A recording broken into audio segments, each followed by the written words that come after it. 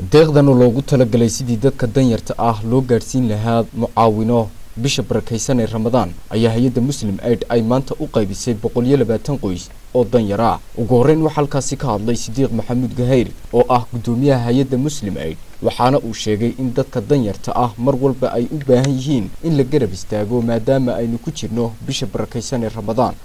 taas oo loogu talagalay in dadka danyarta ah ama reeraha saboolka ah ay farxadda la wadaagaan ama bishan maadaama oo hoos u dhaco wax soo saarkooda si loogu kaabo oo ay wala wadaagaan bishan cibaadada wala gutaan walaalahooda kala muslimiinta marka dadka guud ahaan raashinka aanu qaybin doonaa waxa uu yahay ilaa 170 qoys.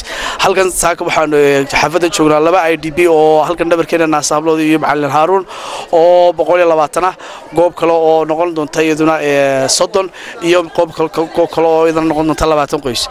waxa kale oo aad ugu mahadnaqayaa wasaaradda dibadejinta oo si qiimo leh noola shaqeysay oo ahayd cidii soo abaabushay ama soo salagaraysay IDP-yadan. waxaysna halkaasi ka hadlay xubin ka socday wasaaradda dibadejinta, waxaana uu tilmaamay in dadka tabaalaysan wax la taro. aad iyo aad baan ugu mahadnaqaynaa hay'adda maxaan ku raahdaa samafalka ah ee islaamiga ugu deeqday maxaan ku raahdaa dadka Sooman afurisay maxaan ku raahdaa ugu deeqday raashinka qiimaha leh. waxaan hay'adaha kalena caynkaas oo kale inay gargaar maxaan ku raahdaa dadka dhibaataysan ee maxaan ku raahdaa